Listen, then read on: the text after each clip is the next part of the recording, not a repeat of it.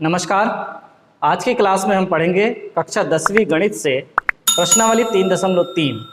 पहला प्रश्न है, निम्न रैखिक समीकरण युग्मों को प्रतिस्थापन विधि से हल कीजिए। प्रतिस्थापन विधि से हल करने के लिए हमें क्या करना होगा? समीकरण एक से किसी एक मान को निकालकर दूसरे में प्रतिस्थापित करना है। तो चलिए हल देखते हैं। समीकरण एक से, ये हमारा समीकरण है s minus T is equal to 3। s के मान को हम आसानी से निकाल सकते हैं, s यही रह जाएगा और 3 माइनस टी जब उधर जाएगा तो प्लस टी हो जाएगा। ये हो जाएगा हमारा समीकरण नंबर 3। समीकरण 3 का मान हमें कहाँ से प्राप्त हुआ है? समीकरण 1 से प्राप्त हुआ है। इसलिए अब हम जो बचा हुआ समीकरण 2 है उसमें इस मान को प्रतिस्थापित करेंगे। तो लिखते हैं समीकरण 3 के मान, समीकरण 3 से s के मान को समीकरण 2 में प्रतिस्थापित करने पर देखिए बहुत ही आसान है। प्रतिस्थापित करना मतलब उसके स्थान पर उसके मान को बिठाना। तो देखिए हमारे पास समीकरण 2 क्या है, उस पर प्रतिस्थापित करना है। s/3 plus t/2 is equal to 6, ये है। यहाँ पर हमें s के मान को प्रतिस्थापित करना है, यानी जहाँ जहाँ हमें s मिलेगा उसके स्थान पर 3 प्लस t लिखना है। तो देखिए यहाँ पर हमारे पास s है, s की जगह मैंने खाली कर दिया। 3 के स्थान पर 3, t के स्थान पर t/2, 6 के स्थान पर 6, सब जैसे का वैसा। केवल s के स्थान पर हमें क्या रखना है? 3 प्लस टी रखना है। अब देखिए ये पूरा समीकरण t के रूप का हो चुका है, तो यहाँ से हम t का मान आसानी से ज्ञात कर सकते हैं। देखिए कैसे ज्ञात होगा? 2 और 3 का जब हम एलसीएम लेंगे तो कितना प्राप्त होगा? 2 तिया 6, 6 लेंगे। देखिए 2 के पहाड़े में भी 2, 4, 6, 3 का पहाड़ा देखिए 3 दूनी 6। तो सबसे छोटा लघुत्तम सम अपवर्त्य, सबसे छोटा समान अपवर्त्य कौन है? 6 है। तो 2 और 3 का एलसीएम कितना है? 6 है। ये हो गया 6। अब हमें हर में 3 है, यहाँ पर 6 है, तो 3 को 6 बनाने के लिए हर में कितने का गुणा करना पड़ा? 2 का। तो ऊपर भी हमें 2 का गुणा करना पड़ेगा, तो हो जाएगा 2 × 3 प्लस टी प्लस, अब यहाँ पर 2 है तो 2 को हमने क्या बनाया है? 6 बनाया है। तो 2 तिया 6, हर में 3 का गुणा किया तो अंश में भी 3 का गुणा कर देंगे। चलिए अब आगे देखते हैं। इस 6 का हमने पक्षांतर कर दिया तो क्या हो जाएगा? 6 छिंग 36 हो गया। इस तरफ क्या बचेगा? 2 तिया 6 धन 2 और t का गुणा हुआ तो 2t और ये 3t, क्या हो जाएगा? देखिए 2t और 3t मिलकर हो जाएंगे 5t, और ये 6 का जब हम उस तरफ पक्षांतर करेंगे तो 36 ऋण 6, तो प्राप्त होगा t बराबर, ये हो गया 30, और ये जो 5 गुणा में था वो चला जाएगा बटे में। कितना हो गया? 5 छक्का 30। t का मान हमें क्या प्राप्त हुआ? 6 प्राप्त हुआ। t के मान को जो सरल समीकरण है उसमें प्रतिस्थापित कर दीजिए। को समीकरण सबसे सरल देखिए 3 है। t के मान को समीकरण 3 में प्रतिस्थापित या रखने पर, अब हम मान हमारे पास प्राप्त हो चुका है, तो t के मान को समीकरण 3 में रखने पर, समीकरण 3 है s बराबर 3 धन t। क्यों ऐसा कर रहे हैं? क्योंकि हमें s और t दोनों के मान चाहिए। तो t का मान तो हमें मिल चुका, तो s का मान क्या होगा? देखिए s बराबर 3 प्लस t का मान कितना है? 6। यहाँ t के स्थान पर क्या रख दूंगा मैं? 6। तो s बराबर प्राप्त हो जाएगा 6 और 3 9। तो आंसर हो जाएगा s बराबर 9 और t बराबर 6। क्वेश्चन नंबर 2 है 2x plus 3y is equal to 11 and 2x minus 4y is equal to minus 24 को हल कीजिए और इससे m का वह मान ज्ञात कीजिए जिसके लिए y बराबर mx प्लस 3 है। y बराबर mx प्लस 3 को x और y दोनों के मानों को संतुलित कर देंगे हम, तो हमें m का मान प्राप्त हो जाएगा कि दोनों मानों को संतुलित करने के लिए m का कौन सा मान है। तो चलिए हम इसको हल करते हैं प्रतिस्थापन विधि से। पहले समीकरण को दे देते हैं समीकरण नंबर 1 और दूसरे समीकरण को दे देते हैं समीकरण नंबर 2। तो समीकरण 1 से क्या है, 2x + 3y = 11। तो यहाँ हो जाएगा 2x + 3y = 11 हमने लिख दिया। 2x को हमने अकेला कर दिया, 11 - 3y। देखिए 2x का मान कितना है, 11 - 3y है। इसको दे देते हैं हम समीकरण नंबर 3। क्यों हमने ऐसा किया, अपॉन में 2 क्यों नहीं ले गए, क्योंकि देखिए हमें यहाँ पर जो समीकरण 2 में मान रखना है वो ऑलरेडी 2x के ही रूप में है, तो आसानी जाएगी हमें हल करने में, इसलिए हमने 2x का मान रखा 11 - 3y। तो रख देते हैं 2x के मान को समीकरण 2 में प्रतिस्थापित करने पर अब हम x का मान प्रतिस्थापित नहीं कर रहे हैं, बल्कि किसका कर रहे हैं, 2x का कर रहे हैं। तो ये देखिए 2x - 4y = -24, ये हमारे पास है समीकरण नंबर 2। यहाँ पर हम केवल 2x की जगह को खाली कर देंगे और उसकी जगह पर क्या रखेंगे मान, 11 - 3y। 11 - 3y किसके स्थान पर रखा, 2x के स्थान पर। अब देखिए माइनस के स्थान पर माइनस, 4y के स्थान पर 4y - 24। अब देखिए ये 11 जो है संख्यात्मक आंकड़ा है, तो इसको हम, या फिर देखिए -3y और -4y मिलकर क्या हो जाता है, -7y बराबर -24। देखिए -3y और -4y समान चिन्ह है, दोनों समान चिन्ह होने के कारण दोनों संख्याएं आपस में जुड़ गई और जो चिन्ह था वही चिन्ह रहेगा। अब देखिए -7y चला जाएगा उस तरफ तो -7y हो गया, ये 11 यहीं पर रह गया, -24 जब इस तरफ आ जाएगा तो -24 हो जाएगा। तो 7y बराबर कितना हो गया, 24 और 1 25 और 10 मिलकर हो गए 35। तो y बराबर क्या हो गया, 35/7। तो y का मान हमें क्या प्राप्त हुआ, 5 प्राप्त हुआ। y का मान हमें क्या प्राप्त हुआ, 5 प्राप्त हुआ। y के मान को जो भी सरल समीकरण हो, कौन है सरल समीकरण, यह है समीकरण 3। समीकरण 3 में रखने पर रख दीजिए y के मान को समीकरण 3 में रख दीजिए। 2x = 11 - 3, y का मान क्या है, y का मान है 5। इस y की जगह को बस मैंने खाली किया, उसकी जगह में कोष्टक लगाया और वहां मैं लिखूंगा 5। तो 2x = 11 - 3, 5 = 15। तो 2x हो जाएगा -4 एंड x हो जाएगा -4/2। कितना हुआ, -2। x का मान कितना प्राप्त हुआ, -2। तो हमें क्या प्राप्त हुआ, x बराबर -2 एंड y बराबर कितना, 5। अब इन दोनों मानों को, x एंड y के मानों को y बराबर mx + 3 में रखने पर रख दीजिए।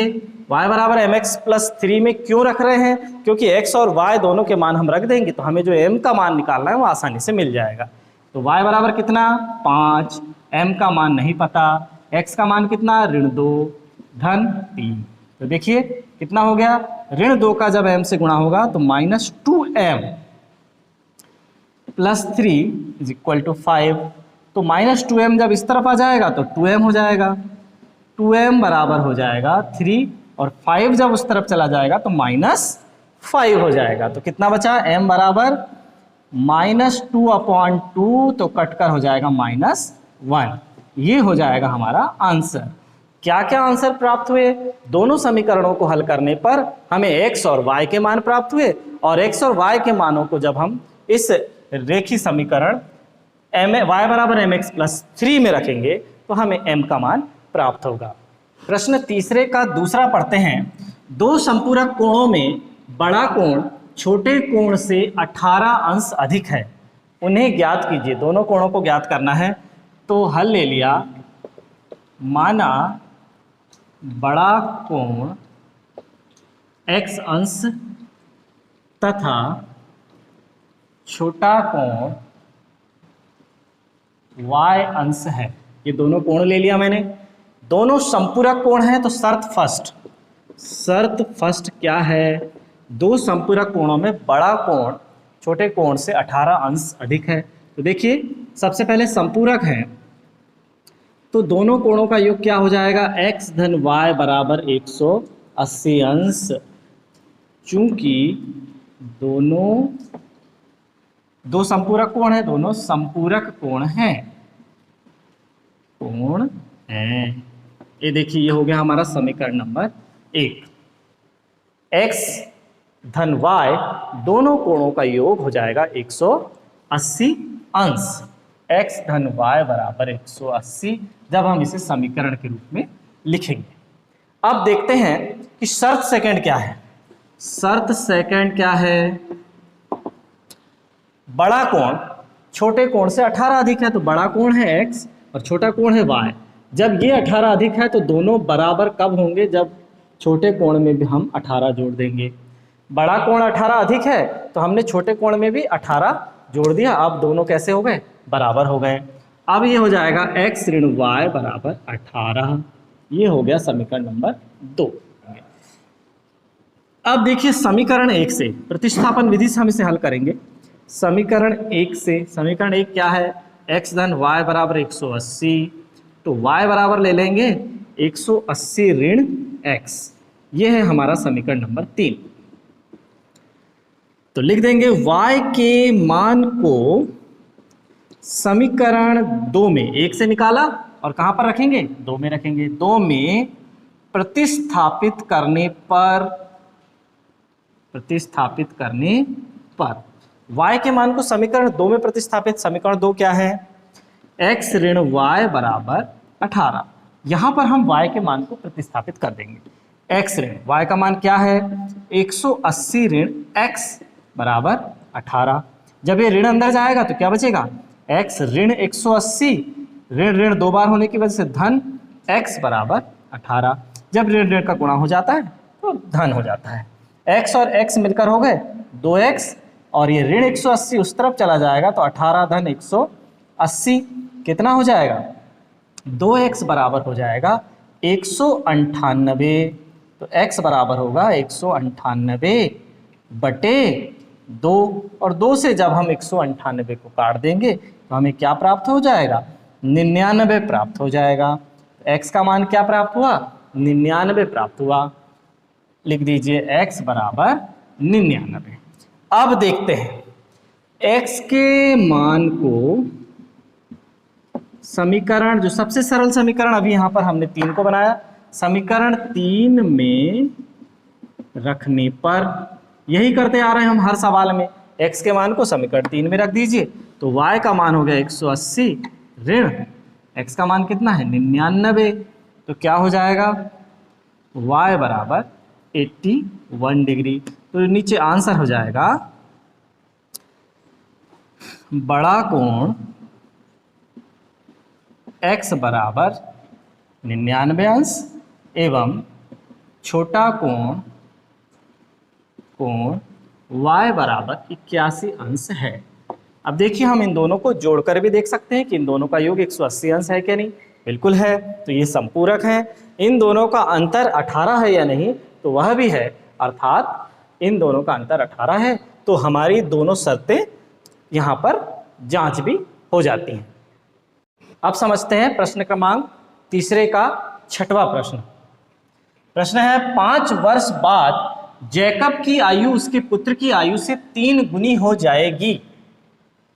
5 वर्ष पूर्व जैकब की आयु उसके पुत्र की आयु से 7 गुनी थी, उनकी वर्तमान आयु क्या है। तो चलिए हल देखते हैं। माना जैकब की वर्तमान आयु x वर्ष है। जैकब की वर्तमान आयु क्या मान लिया हमने, x वर्ष, तथा पुत्र की वर्तमान आयु y वर्ष है। जैकब की वर्तमान आयु हमने मान लिया x वर्ष और पुत्र की वर्तमान आयु मान लिया y वर्ष। शर्त फर्स्ट क्या है, शर्त फर्स्ट है कि 5 वर्ष बाद, तो दोनों की आयु में हम 5-5 तो जोड़ दें पहले, कि वर्तमान यदि x है जैकब की तो 5 साल बाद x धन 5 होगी। वर्तमान यदि पुत्र की y है तो 5 साल बाद y धन 5 होगी। तो दोनों में क्या है समानता? 5 वर्ष बाद जैकब की आयु उसके पुत्र की आयु की 3 गुनी हो जाएगी। ये 3 गुनी हो जाएगी, ये आयु 3 गुनी है। तो दोनों बराबर कब होंगे? जब हम पुत्र की आयु में 3 का गुणा कर देंगे। तो अब ये दोनों आयु कैसी हो गई? बराबर हो गई, क्योंकि पिता की वर्तमान आयु जो है से 5 वर्ष बाद की आयु पुत्र से 3 गुनी थी। तो पुत्र की आयु का जब हम 3 गुना करेंगे तब दोनों आयु बराबर हो जाएंगे। तो देखिए x धन 5 बराबर होगा 3y धन 3 5 15। तो अब हम देखिए किसी एक को अकेला कर देते हैं, x को हम अकेला कर देते हैं। तो x बराबर हो जाएगा 3y धन 15 ऋण 5। तो प्राप्त होगा x बराबर 3y धन 10, समीकरण नंबर 1। देखिए हम 3y को इस तरफ भी ला सकते हैं, लेकिन फिर हमें आवश्यकता पड़ेगी प्रतिस्थापन के लिए, इसलिए हमने x को अकेला कर लिया। शर्त सेकंड क्या है? शर्त सेकंड क्या है? देखिए 5 वर्ष पूर्व, अब शर्त सेकंड है कि 5 वर्ष पूर्व दोनों की आयु में से क्या घटा दें हम? 5 5 हम घटा दें। 5 वर्ष पूर्व जैकब की आयु उसके पुत्र की आयु की 7 गुनी थी। अब ये कितने गुनी है? 7 गुनी है। तो इस तरफ हमें 7 का, पुत्र की तरफ हमें 7 का गुणा करना होगा, तब दोनों आयु आपस में बराबर हो जाएंगे। तो x ऋण 5 बराबर 7y ऋण 7 पाना 35। देखिए अब क्या हो जाएगा, यहाँ पर हम इस 5 का यदि पक्षांतर करते हैं x बराबर कितना हो जाएगा? 7y ऋण 35 धन 5। तो x बराबर प्राप्त होगा 7y ऋण 30। ये हो गया समीकरण नंबर 2।